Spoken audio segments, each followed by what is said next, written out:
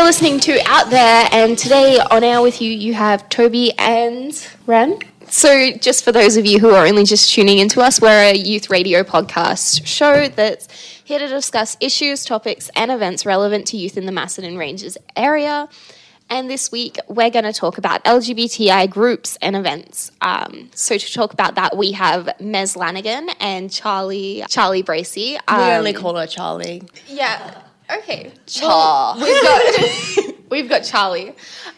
So both of these lovely people assist in the running of LGBT groups in Kyneton. Do you want to start first by telling us your group? So Charlie, you run an LGBT group in Kyneton, but the age limit is like 12 to 25. Are there other groups that you run, and do they have like different age like brackets? Because I feel like 12 to 25 is a huge jump for age limiting. It's just very different circumstances in life. It's a really diverse age bracket. I think the reason I work for the Macedon Ranges Shire Council in the youth team, and the reason we work with 12 to 25-year-olds is because that's the definition of youth that we work under.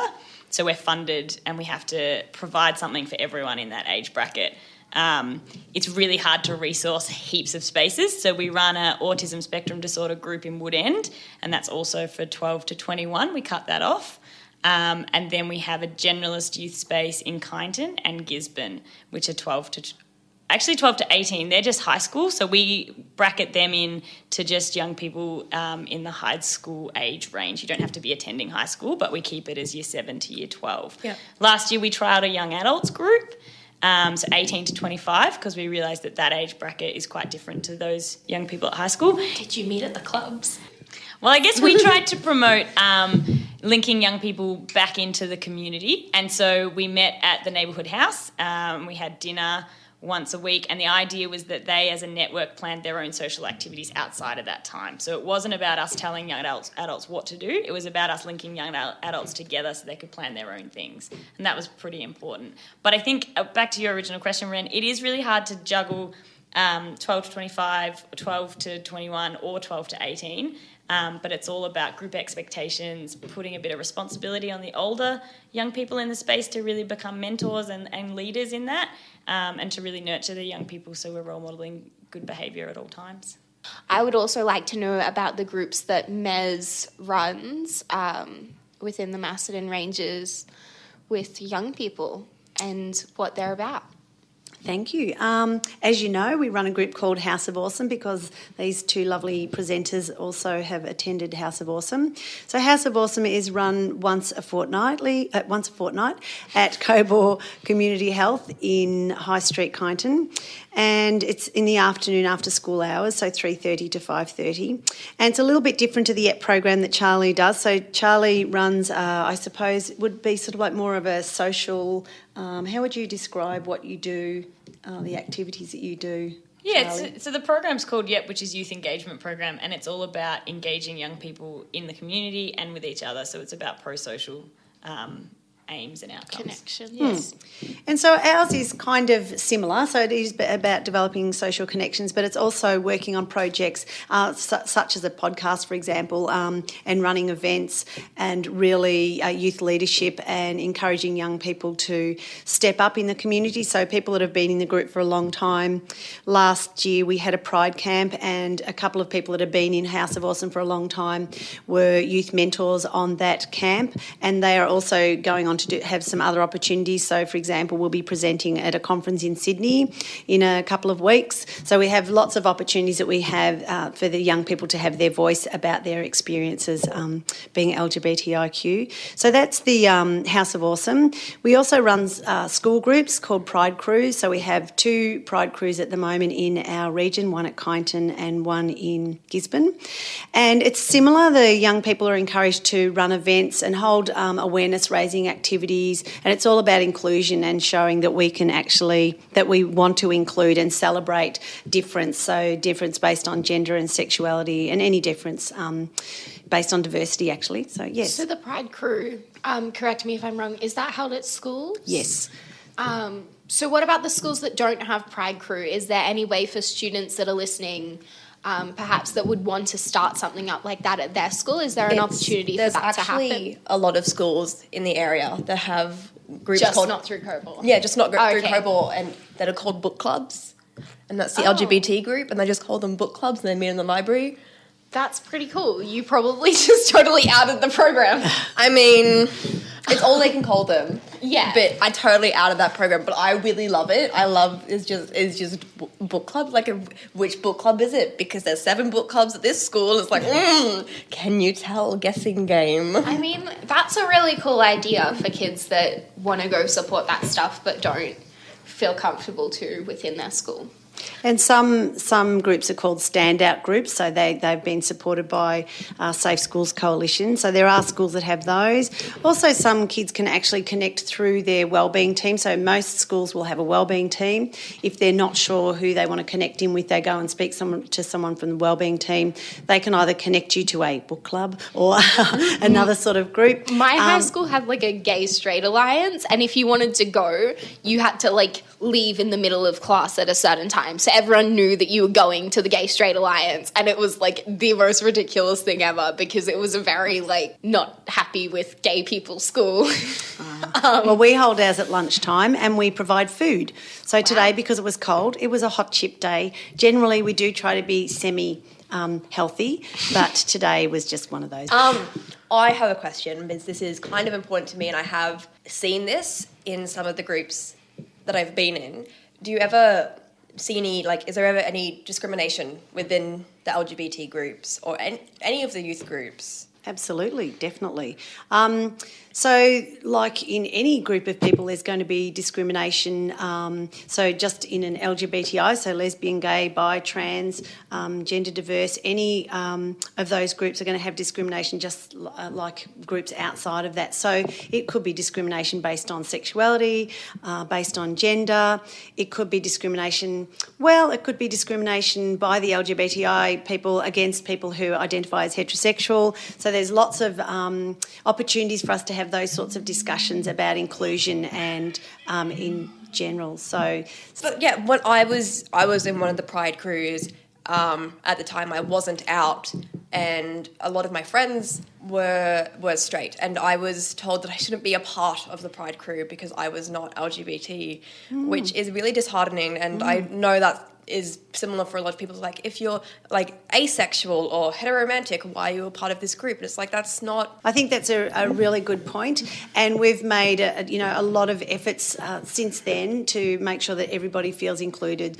So we reassert what the purpose of the group is, and we reassert that everybody is welcome because it is about inclusion. So it's about everybody working together to make sure that we're, as I said before, celebrated and included. So I think we have had these discussions before, Ren, and I've had discussions with other people about it. So we really try to listen. Well, we don't try to. We do listen to the things that you say, and we act on it in the best way that we can. Yeah. I just in general feel like it's really weird to exclude allies from the LGBT community because they have helped.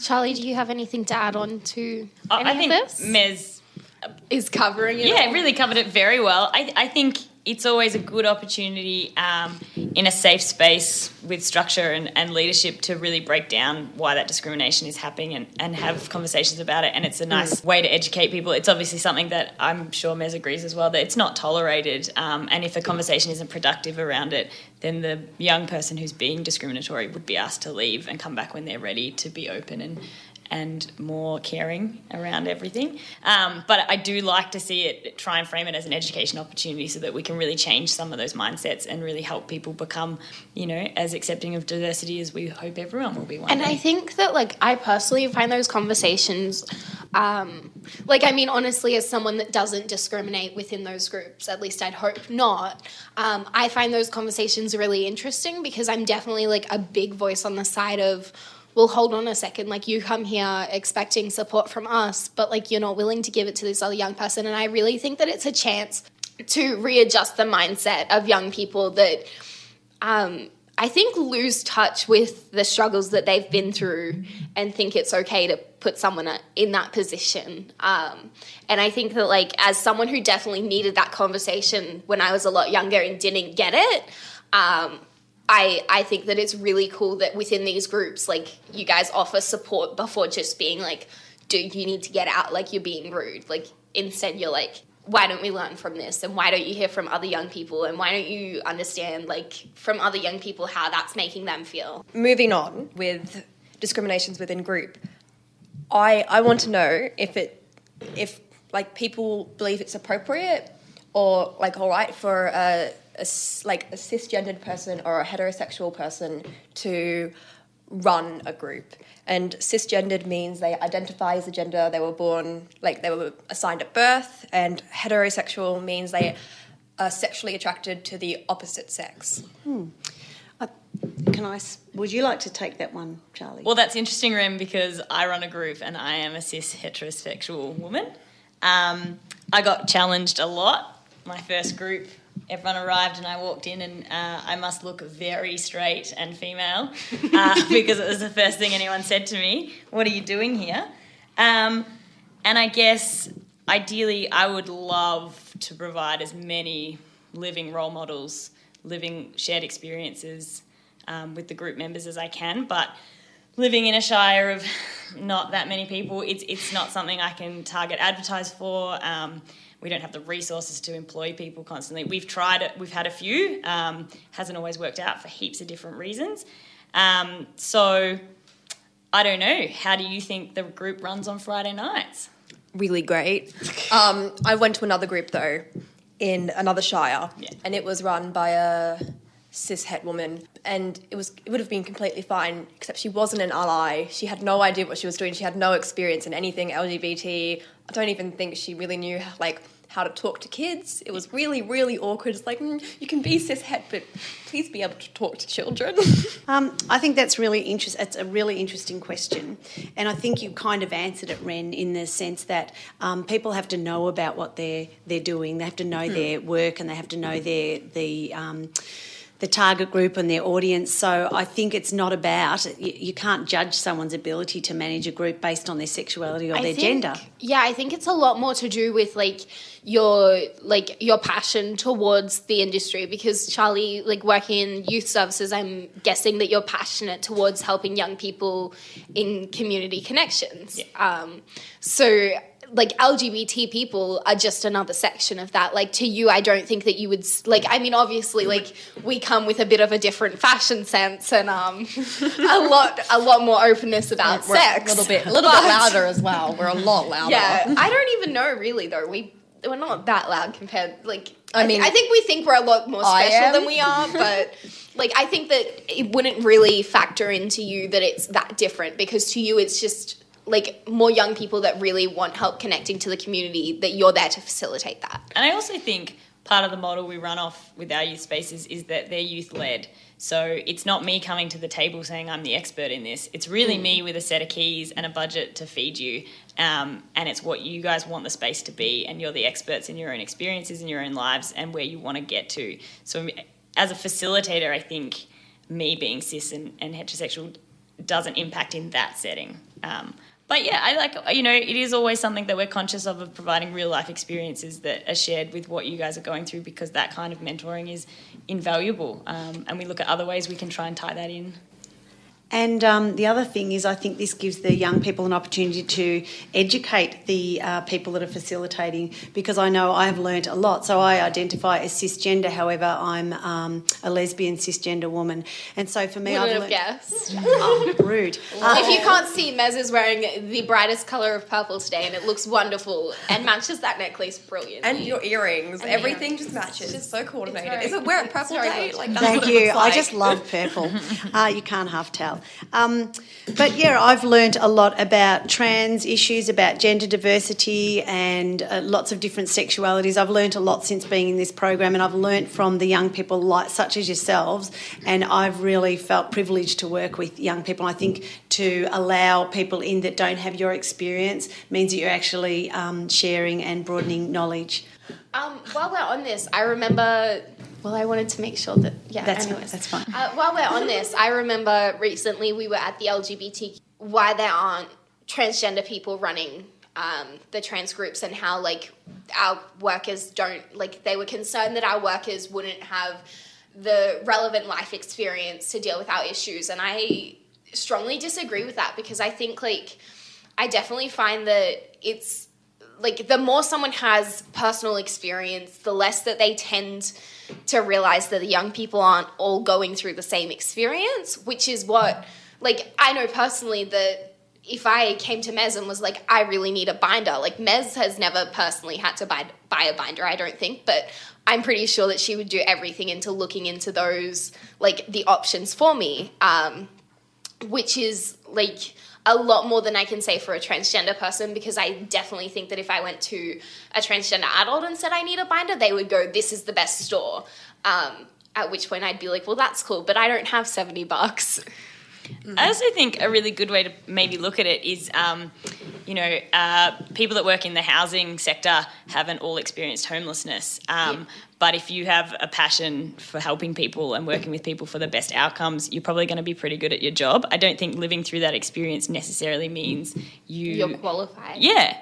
So, like, I've been homeless, and I think I would do a, like, horrible job finding young people houses. It's a lot of paperwork. It's more paperwork than anything else. Actually, if you don't I enjoy love that, paperwork. career pathways, here we come. I want to be a lawyer, so the paperwork's like... I want to know if young people should be running groups. So ideally, we would love young people to run groups. Something I've noticed so I've worked in this program for almost 6 years, and I've found in country areas that some young people are not confident about stepping up and running the groups. So ideally, when we first started, we were hoping that would happen. So we were engaging at school and we were asking young people if you want to do that. And some young people have run some of the groups, but as an ongoing thing, what I've noticed is their schoolwork has maybe taken precedence. But mostly I'd say there hasn't been a huge amount of activism or feeling confident about running groups. So whilst it's been offered, and still it continues to be offered, and with the Pride crew in particular, the Pride crew we have in Gisborne, often the young people will run that and do the agenda. With our groups, we do have an agenda, so it's a little bit different to the YEP group. So we run ours so that people are learning the skills about having an agenda and having sets of actions and things like that. So I think it's still our goal to have young people to run groups. The other thing that happens, unfortunately, is the issue you're talking about before, which is all the different age groups. Because we don't have lots of kids, we have a broad age group. Ours is up to age 25. You have kind of different needs, different skill sets, different availability. So there's kind of like a lot of challenges that not that they're impossible, but that's probably my answer.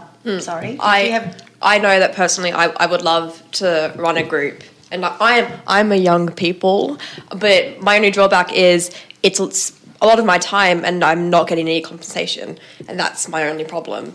And I think that's really fair enough. So with our the young people when they do work, so there are a couple of things that can happen for our organisation depending on the age of the young person. So you can actually become a volunteer for Cobaw Community Health. So you put in an application, and when you become a volunteer, you're like a staff member, so you have access to the resources. Well, Charlie looks like she's burning to say something. So we've actually had 3 participants that have graduated from attending groups to now being paid facilitators. All 3 of them are under 25, and in fact I think all 3 of them turned 21 this year, so we employed them at 20. And we are really lucky at council that we are able to upskill and resource young people in this area. How do I get into that? Well, how do I tap in? So a big consideration is anyone that still falls within the age bracket of a group wouldn't be paid to facilitate it. And this is more about life experience and the balance of power and making sure everyone is respectful. We've had difficulty in other groups I've run, not in this shire, where the respect isn't there. And that's been really hard to manage because there's still a peer relationship outside of the group if you're on the same age bracket. So once young people have graduated from a group, it's a consideration, and it's a really lovely way to make sure that groups are running in a way that's really in touch with young people and what young people want, and with people that have lived experiences in that area. It's tricky, and it means we're I think the big privilege we have at council is that we have 2 facilitators at every group. So there is someone with a qualification and training background, and then often a peer young person that's employed. And so there's the structure and safety behind that for if there is an incident or drama, or if there are some really serious issues for a young person in the group, there's someone with the right training, qualification and experience to be able to handle that. And if you're not as well resourced, that can be really tricky, and then this group can become unsafe, which it's a big burden for a youth facilitator to take on as well, and we want to make sure all of our facilitators are safely looked after and in the best environment they can be. That's really important too. Yeah. Definitely. As a non-profit organisation, we don't have access to as much funding, unfortunately. However, we do compensate young people when they do some work for us. So, for example, when we had a couple of young people on the panel at the Equality Roadshow, they were given some vouchers. And so if they do work for us, or if we're asking people to do ongoing work for us, then we can sometimes provide maybe help with transport, maybe vouchers. We don't have like ready cash. However, we try to compensate people in as best way we can. So. Yeah.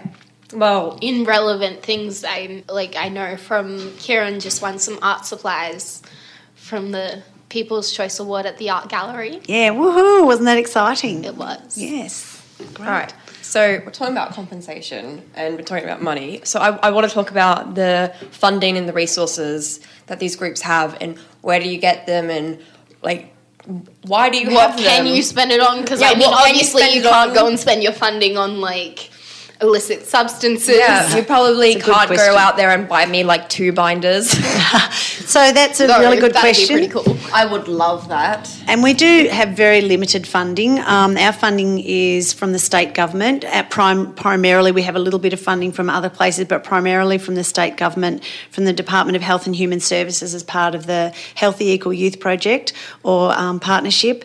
And so we partner along with places like Zoe Bell, Gender Collective, Safe Schools Coalition. There's lots of partners. And we are given a certain pot of money, which isn't very big. It's mostly for staffing. We don't have a lot of extra. So we run on the smell of an oily rag. We do the best we can with a very little bit of money, and we're just very resourceful, which you learn to be very resourceful. I'd like to rephrase you run on the smell of an oily rag, because Okay. I think that you run on compassion and enthusiasm for your job and for your assistance. And cheap food. You also run on cheap food. Yes, we do. We're just very thrifty. One learns to be thrifty when you don't have very much and you have a very minimal budget. Charlie, you look like you're burning to talk about your funding and resources. No, so we are funded by the state government as well. We have to apply every 3 years. It's not ongoing. It's not guaranteed. It's not much money for the amount of spaces and events we need to put on in a year. It doesn't cover my wage. And until 3 weeks ago, I didn't have a permanent position. So if we didn't get the funding in 3 years, my role would never exist. So every 3 years, which is why they haven't been able to retain a worker in the position either, is because you only get a 3-year contract, which is really tricky as an adult trying to survive in the world when you don't know where your next paycheck's going to come from. That's kind of horrifying. Yeah, what? Yeah, so we're lucky that the council's made the position permanent now, so whether or not we get that funding, this role will exist. And how many days a week do you work? 2.5 days. So it's a big ask and it's not much money. So I understand the being frugal part of it. But I also think that's a really lovely way to engage with young people, is instead of buying young people with things. Binders. Yeah. Instead of buying you binders. Buy me the binders and the STPs, guys. Yeah. I like to think it's the value of the experience you get by attending an event or a group that brings you back, and not the resources we give you. I think binders are an interesting one. I feel like if I had the extra funding, that is the kind of resourcing I would love to be able to contribute to. I think that's something that really helps you guys feel comfortable, and that's hugely important. I think the reason that people come to your groups though is you have the funding for food. Before we continue, someone has just signed to ask me what a binder is. So for all of you listening, a binder is basically a compression kind of singlet that squashes your boobs for people who, would like to minimise the effect of what they look like for reasons such as gender dysphoria, which is basically the clinical kind of condition for transgender people, I guess, or gender diverse people, but it's really for anyone that feels that they need to squash their boobs. Look. So to be flat-chested. Yeah, So yeah. basically But I mean, if you have boobs as big as mine, it doesn't make you flat-chested. The binders Minimises are the- compression tops, originally invented to wear after surgery, so wounds wouldn't reopen themselves. And that's kind of like the way I like to see it. When I wear them, it's like, oh yeah, it's so this like psychological wound that I have doesn't reopen itself. Yeah. That sounds so deep, but I get you. But yeah, we were just talking about how the reason that I go to any of Charlie's groups is because they have the funding for food, and I know that you wanted to talk about youth engagement in groups before. Yeah. So do you think youth engagement would work better if there was more food? Well, I mean, there was plenty of food. So what I wanted to bring up was, I mean, you guys have heard me talking a lot, like to anyone listening, because, you know, I don't shut up. But I also have a little bit of anxiety. So when I go to groups, especially for the first time, I get really uncomfortable. I also constantly think that everyone hates me, so it's hard for me to come out of my shell to start with. Same. Yeah, I know. Living that good life, twinsies. It's great.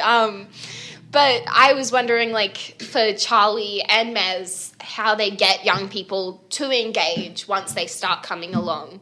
And, like, if that is, like, because I think one of those things would definitely be the environment and how you make that comfortable, safe, and inclusive. So That's mainly what I'm paid for, to try and work out that magical equation.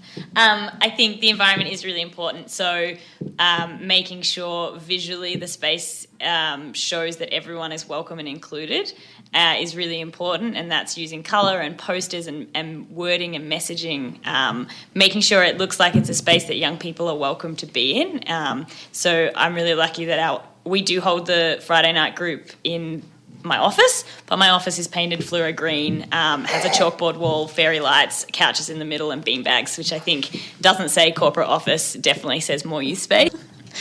I also think it's really important when engaging young people to give young people space to engage the way they want to engage. So if a young person comes to a group for the first time, and correct me if I didn't do this as I say I think I do it, Toby, but it's about introducing them, not directing them where to be in the space. We have so many seating options. You can be really close to people, you can be further away, and I like to leave that as a fairly ambiguous option.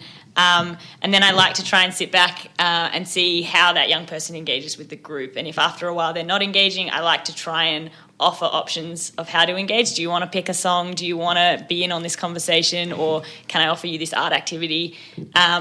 But not forcing it and not doing it the second someone walks in the door, because everyone will engage differently. You just got to work it out. I was going to say, like, your one major power move in the group is like, hey, do you want to pick a song? it is. I picked a song. I can't even remember now. It's amazing. It was probably a Halsey song, to be perfectly honest. It was. Dude, I booked my flights today. Woo! How exciting. All right, Mes, you're burning.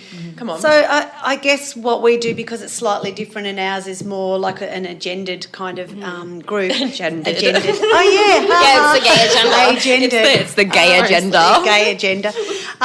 Our space, we're not quite as lucky as the youth space yet. We are going to be getting a new building, but at the moment we have to make the space as youth-friendly as possible.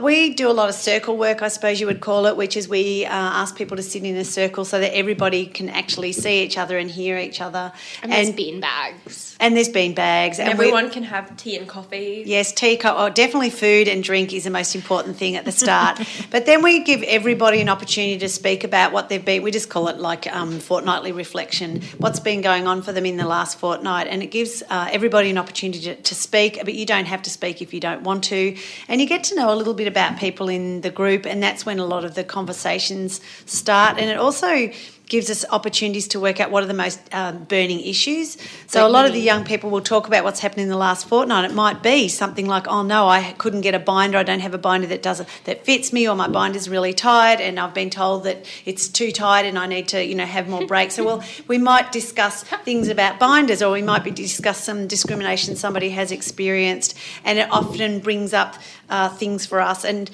The other thing that we do is really a sense of belonging. Contribution is really important in our group. So making sure that people have an opportunity to contribute their ideas, but also contribute to some of the events that we're running. Ren wanted to talk about mentoring and youth leadership and all of the programs within that, such as youth ambassadorship. Is that youth correct? ambassadors and that one. etc. There's so many. There's too many to list. So in the Macedon Ranges Shire Council Youth Development Team, that's our official long name. I feel like the ambassador program, which sits under that, really deserves the long title. Fancy. So there's a yearly intake for the ambassador team, which you have missed this year, Ren, but you can apply next year. It gets advertised. I'd say it starts advertising in October, mainly through our Facebook feed. I would like to say it's advertised really badly. That's fine. We are always welcome to feedback about such things because we are always looking at improving how we reach a wider scope of young people. So I will get some information off you about that, Ren, after the podcast. Would there be a waiting list or something? So like if someone was really interested and they've missed this year's, could they express their interest anywhere? So So I would...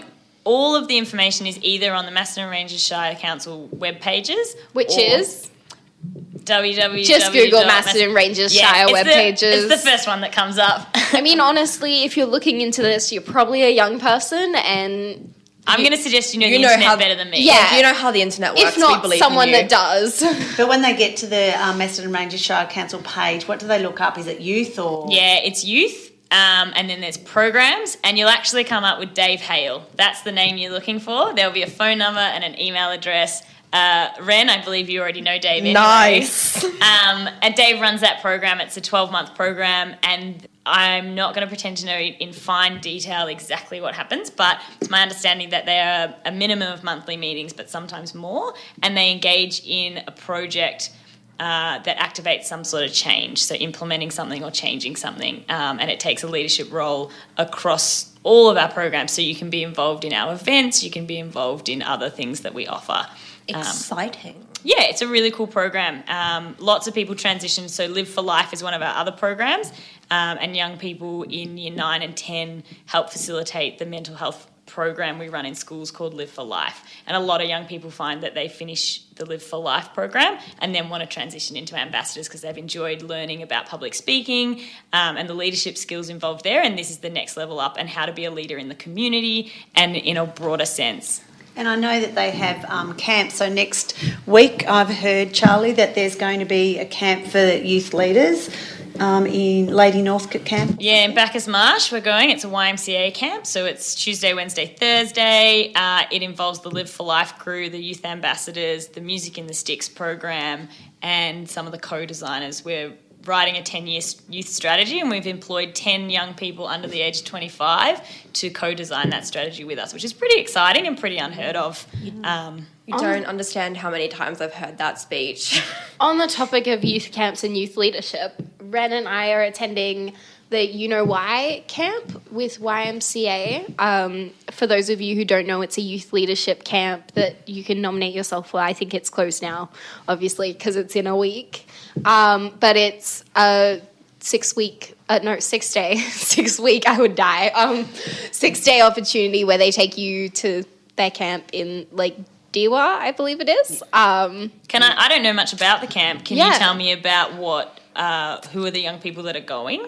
So I believe it's 60 young people. I've been researching this a lot because I don't know much about it either, and I'm attending and I don't like surprises. But yeah, no, it's basically all about, I can't remember the itinerary properly, but it's all about helping young people learn to work together and learn to lead and helping them with personal barriers and stuff like that. So they do a bunch of activities and sessions with their instructors, which are all, I think, young people. Not young people, but young people. Was there a cost involved? No. Oh, there's $5 for the bus each way, but you can drive there. Well, don't drive there yourself. They say not to because you'll be tired by the end of it. But you can get someone to drop you off, or you can just pay $10. My uncle works just out of that area, so I'm just man, hey, there's this camp, you're gonna drive me to it. It's Sure. Why not catch the bus with me? You're just abandoning me on this Because I round. would rather my uncle... I mean, we can pick you up if you want. It's through... The camp is through Melton. Buses are good. But Yeah, but Mez, you were talking about how you have mentorship in the camps that you host and you do volunteer work. Do you do anything else apart from those? So do you mean opportunities for young people to be involved as mentors? Yeah. Yes. So ours, I guess, are not as structured as the councils. It's really as they come up and as needs and as we get funding. So we are reliant upon getting little pots of funding. So we're really fortunate that the School Focused Youth Services is going to provide funding again for another Pride camp. So that will provide another opportunity for some youth mentors to demonstrate their leadership skills on the camp. And then, for example, the Equality Roadshow. So Toby was talking about that before. We had Rowena Allen, who's the Commissioner for Gender and Sexuality for Victoria, and she brought her roadshow crew to Kyneton, which was pretty exciting. And so then a part of that event was a panel, and we invited 2 young people to speak on the panel. And once again, so conferences, for example, the Health Indifference Conference in Sydney provided an opportunity. So it's really we wait for opportunities, and if we can get funding You wait for opportunities when you see them, you like snap them up. Pretty much. When you're a non-profit organisation, you are looking for opportunities. It's like looking for them all of the time. So when we have an opportunity, but also we can create opportunities, or if young people inform us and say, hey, we're really interested in... So one year we had people really interested in anti-bullying. So we went to the anti-bullying conference, and we had our own little panel of people, and we had our own workshop about anti-bullying with a gender and sexuality kind of within that context. So we're really looking for them, and so if you have ideas and you would like to have opportunities in certain areas, let us know and we'll look out for those opportunities. Awesome. So I have like a few questions to finish up the afternoon. So the first one is for both of you. What would you do with your group? Like, what would your ideal group be if money was no limitation? Like, you could give someone $1 million to go on a talk show if you wanted to. You just have an endless bank account.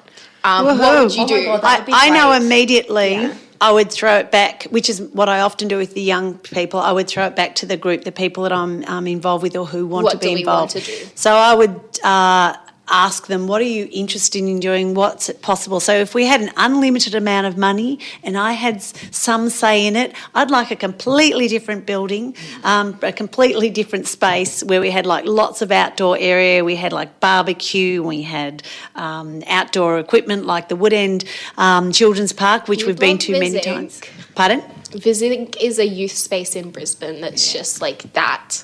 Wow. You should like go to Sunshine Visi Cares Hub and just steal their space. Wow, so maybe we need to have a visit one day. That would be possible. We could do that. Melton Youth Services have an incredible hub too. I'm So I actually think about that's to check in with Yeah, them. you guys just need a hub. We do. We need to. I used to work at Melton Youth Services and loved it. So they have a program called Launchpad, or they used to, which is after school every day and weekdays, and it provides us banks of computers, and it has. I think it's still running. Billiards The and other day. It's all still awesome. They have like a band room. They have a kitchen. Like that would be my dream, is to have basketball court indoors. Yeah, if the it's- weather's bad. Indoor space is really important up here with this beautiful sunny weather that we don't have. Oh, it's so lovely though.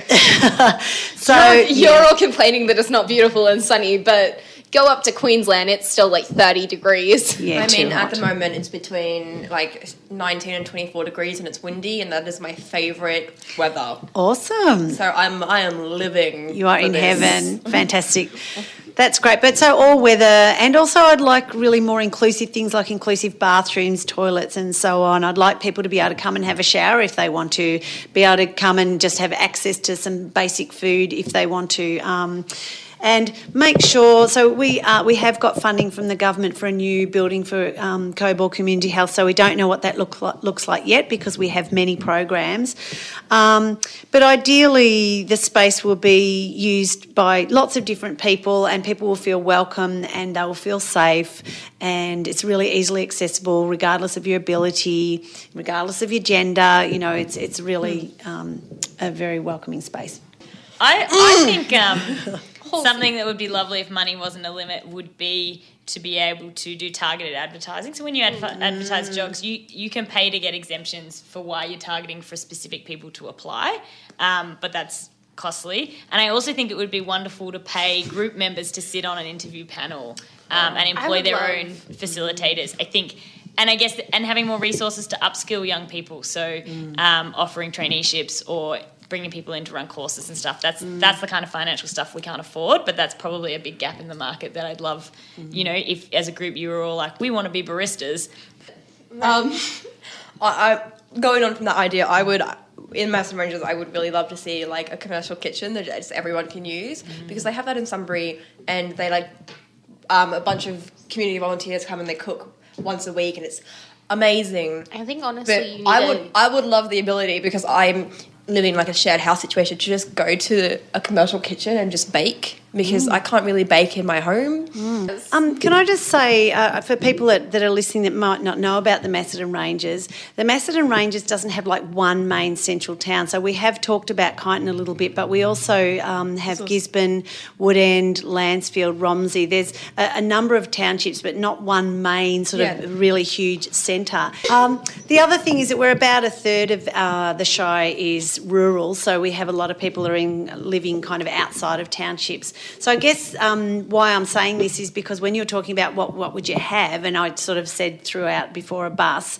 one of the things that I know both Charlie and I really struggle with is engaging people because of their location. I've been floating with the council in the youth strategy, I'm just trying to slip it under there, that I would love a youth outreach bus. So it's a bus, it's like a portable youth space, because I have to try and move my youth spaces to different parts of the Shire. But if you had a bus with computers, material aid, youth workers, and whatever else, and it drives. So in a day you can go to 4 different spots. You're not stuck, but it's not just one person, it's got some resources available too. So you can hit up the skate park, you can hit up... Melton used to have a big bus just exactly like that, which was awesome. There's a few in the city, it's just resourcing it is. We've looked into it here, and then we went down to maybe a caravan, and then we realised we didn't have the staffing. So it's not that we haven't wanted to have the mobile service. Similarly to you, we also have to look at all the risks, not only staffing, but you have to look at risks and capacity. So it's definitely still on the table. It's just how can we do it?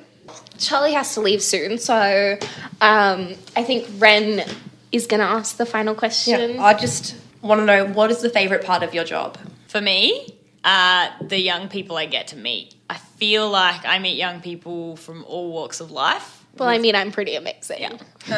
You two are a highlight.